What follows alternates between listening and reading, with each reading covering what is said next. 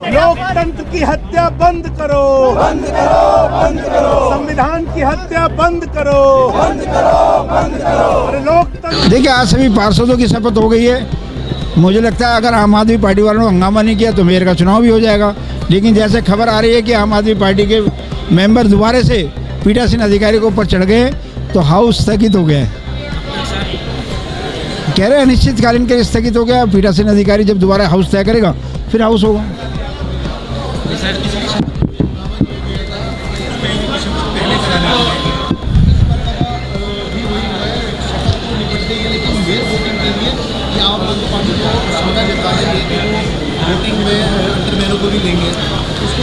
शंका नहीं, जो काम होगा कानून के तहत होगा। अगर कानून उनको अलाउ करता होगा तो वोट करेंगे, अगर कानून में नहीं होता होगा तो नहीं करेंगे।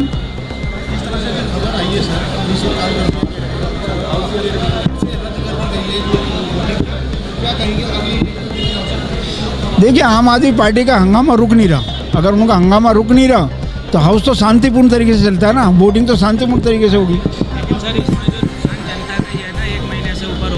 तो जिनको सत्ता संभालनी है ये उनको सोचना चाहिए कि सत्ता कैसे संभालेंगे और सत्ता को चलाने के लिए कैसे सबको साथ लेके चलेंगे, ये उनके ऊपर डिपेंड है। तो बड़ी बात तो ये है कि आज तमाम काउंसलरों की जो है शपथ हो गई है, ये बहुत खुशी की बात है।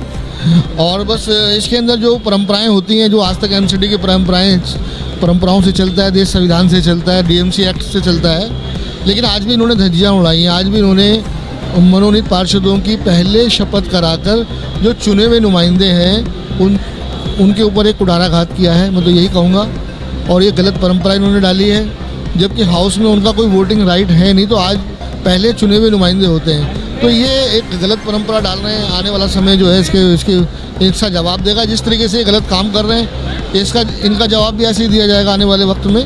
लेकिन हमें जो डर है वो डर इसी बात का है कि ये जो एल्डरमैनों की ओथ करा रहे हैं उसके पीछे जो राज है वो यही है कि हो सकता है ये स्टैंडिंग कमेटी के अंदर और मेयर के इलेक्शन के अंदर ये लोग वोटिंग कराएं, ऐसे हमें वो लगता है। आज से पहले भी जो ये नॉमिनेट काउंसलर होते थे क्या वोटिंग करते थे? नहीं, हाउस में कभी नहीं किया। और जब पहले तो मेयर के इलेक्शन में या शपथ के टाइम में भी इनकी ओथ नहीं होती थी, आज तक हुई नहीं है। शपथ के बाद कभी जब जोन के चुनाव होते थे उससे पहले ये एल्डरमैन नॉमिनेट होते थे, तब ये अपना वोटिंग राइट इनका जोन के अंदर है। इसके अलावा मेयर की जो शपथ होगी कब संभावना है? अब देखिए, मेयर के इलेक्शन के अंदर देखते हैं कि मनोनीत पार्षदों का क्या रोल रहता है। हमें तो डाउट है, क्योंकि ये लोग सत्ता के नशे में हैं, ये अपनी पावर का गलत इस्तेमाल कर सकते हैं। नॉमिनेट काउंसलर अगर उसको वोट देंगे तो आप उसमें क्या बाइकाट करेंगे? नहीं, हमारा तो विरोध है ही। अब तो ये तो गिनती में पता लगेगा क्या होता है क्या नहीं। देश शपथ समारोह में पहले एल्डरमैनों को शपथ दिलाई गई थी और आज भी वही हुआ है। इसे लेकर विवाद खड़ा हुआ था और आज भी फिर एल्डरमैनों को ही पहले शपथ दिलाई गई है। मेयर चुनाव अभी बाकी है। क्या लगता है बीजेपी अपनी दावेदारी कर रही है, आम आदमी पार्टी अपनी दावेदारी कर रही है, तो मेयर वोटिंग किसके पक्ष में जा सकती है? अगर ईमानदारी से है तो मेयर आप पार्टी का हमारा मेयर है, डिप्टी मेयर हमारा है, स्टैंडिंग कमेटी हमारी है। दिल्ली की पब्लिक ने भारतीय जनता पार्टी को नकारा है, आप पार्टी को काम को देख के सराहा है और पूरी ताकत के साथ में 133 सीट जिताने का काम करा। तो मेयर और स्टैंडिंग कमेटी और डिप्टी मेयर सब कुछ वोटिंग के लिए पक्का किया गया है। ये अल्टरमैन क्या है? यही तो धांधली है, यही तो एक तानाशाही है, यही तो एक दिल्ली की जनता के साथ में धोखा है। तो ये धोखा चलेगा नहीं। इंसानियत की जीत होगी, पब्लिक की जीत होगी। इसके लिए कानून इजाज़त नहीं देता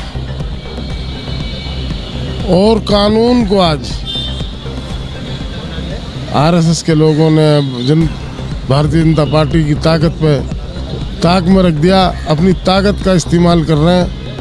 ये रेत की दीवार है, इंसानियत की दीवार ऐसा समझो जो आरसीसी की दीवार हो गई। आज दिल्ली की जनता अरविंद जी के साथ में आरसीसी की दीवार के साथ खड़ी है, उनके विकास के साथ खड़ी है। उनके हॉस्पिटलों की जो पब्लिक को सहूलियत मिल रही है उनके साथ खड़ी है। जो स्कूल बच्चों के लिए इल्म हासिल करने के लिए उनके साथ खड़ी है। 1975 से कॉरपोरेशन कवर करता आ रहा हूँ। टाउन हॉल से मौलाना इमदाद अली साबरी के ज़माने से, अकरम कादरी काउंसलर थे उनके ज़माने से आज तक मैंने ऐसा हिसाब नहीं देखा।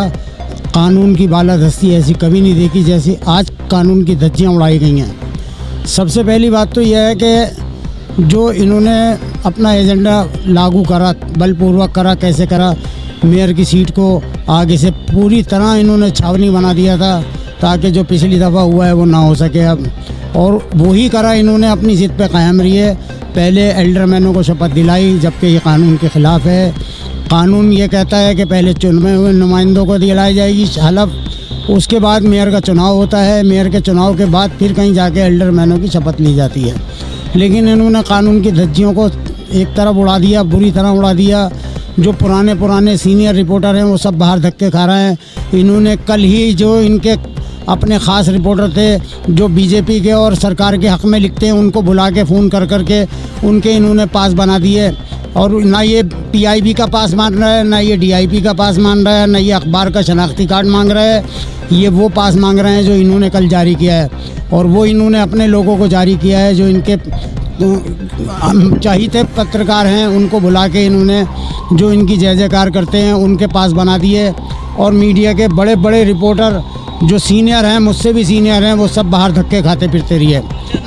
मैं ये समझ रही हूँ हो सकता है भाई एलजी साहब ने ये भी कोई ऑर्डर जारी कर दिया हो ऐसा, क्योंकि आजकल तो हो सकता है एलजी साहब ने ऐसा कोई ऑर्डर पास करा, जबकि पिछली दफ़ा 6 जनवरी को तो इन्होंने जाने दिया था। कार्ड की अब कोई वैल्यू नहीं रही, किसी भी कार्ड की कोई वैल्यू नहीं रही। अब तो जो ये कहेंगे जो ये क्या कहेंगे एमसीडी की इंतजामिया ने, सीनियर साहबी आपके जैसे और आपसे भी सीनियर साहबी जो है वो बाहर धक्के खा रहे हैं और ले रहे हैं जो पत्रकार हैं जिनको तजर्बा नहीं। एक चीज़ और है, कल मेरी डायरेक्टर अमित साहब से बात हुई थी और मैंने इस सिलसिले में आले मोहम्मद को भी ये बात कही थी, और मेरे कई सीनियर लीडरों से बात हुई। मैंने कहा ये तो आज तक कभी नहीं हुआ जो अब हो रहा है। तो उन्होंने कहा जी ऐसा है कि हमने यहाँ लान में एक बड़ा टीवी लगवा दिया है और यहाँ बैठ के पत्रकार नीचे से ही बैठेंगे, कवरेज तो देखनी है टीवी स्क्रीन से देख लेंगे।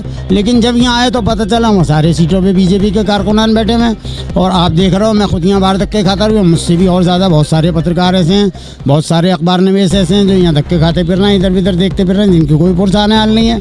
मेरे साथ में और भी कई रिपोर्टर हैं, और खुसूसन उर्दू वालों के साथ तो इन्होंने ना हमेशा से सौतेला सलूक किया, आज भी यही किया। उर्दू के किसी भी अखबार को, किसी रिपोर्टर को इन्होंने अंदर एंट्री नहीं दी, ना किसी को फ़ोन करके बुलाया कि अपना पास बनवा लो। अब इन्होंने नई शर्त लागू करी है कि 40,000 की सर्कुलेशन होनी चाहिए, उसका सर्कुलेशन सर्टिफिकेट लगेगा, अखबार का आई कार्ड लगेगा, जब जाके कहीं पास बनेगा। एक बखेड़ा खड़ा कर दिया, कभी भी ऐसा नहीं हुआ।